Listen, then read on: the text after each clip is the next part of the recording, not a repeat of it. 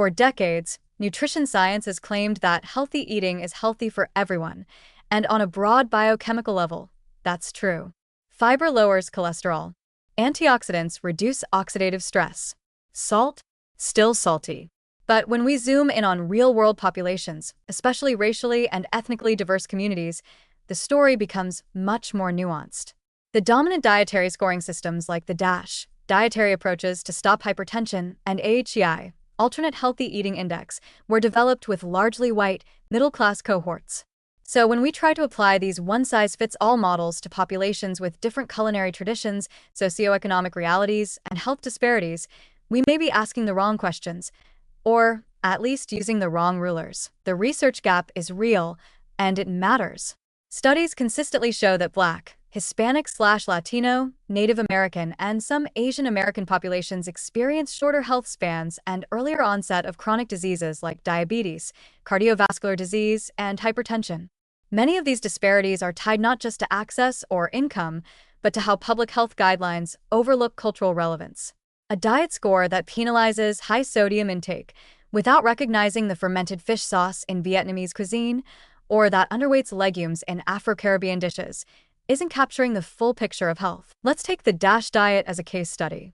Originally developed to reduce hypertension, DASH emphasizes fruits, vegetables, whole grains, low-fat dairy, lean protein, and limited sodium.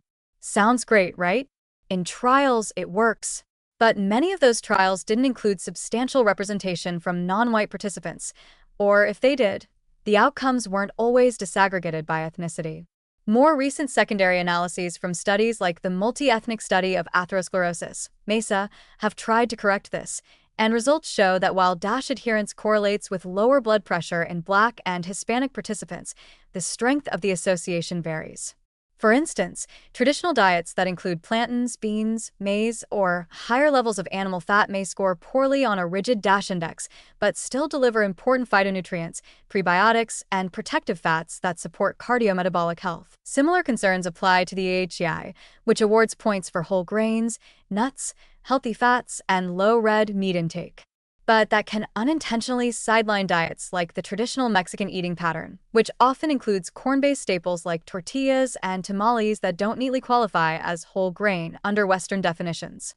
It may also underappreciate food preparation styles common in Asian cuisines, like steaming, fermenting, or brothing, that reduce fat and sodium content but aren't always reflected in nutrient labels.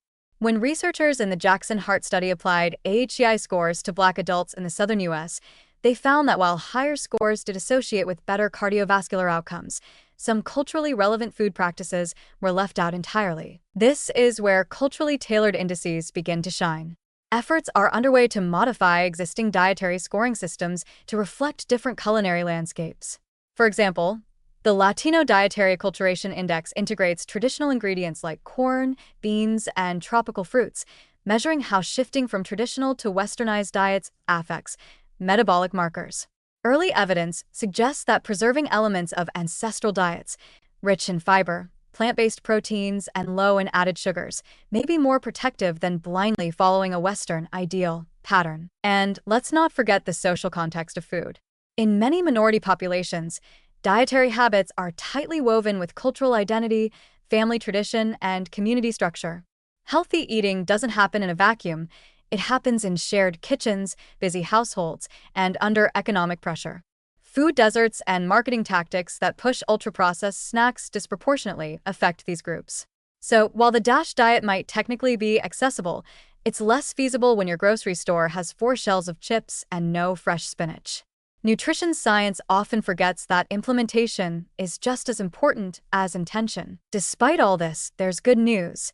When culturally adapted dietary guidance is applied, the health benefits are just as strong, if not stronger.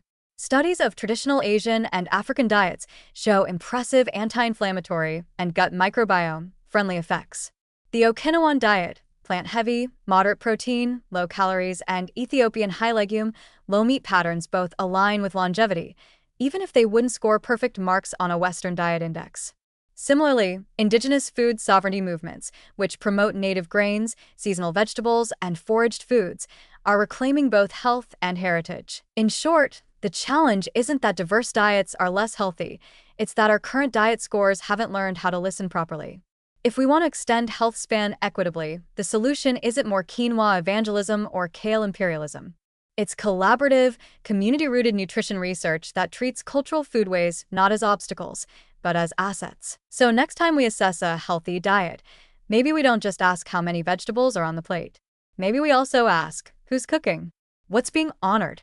And how can we build health span not just with fiber and folate, but with flavor and familiarity? Because if longevity is the goal, then the journey needs to taste like home.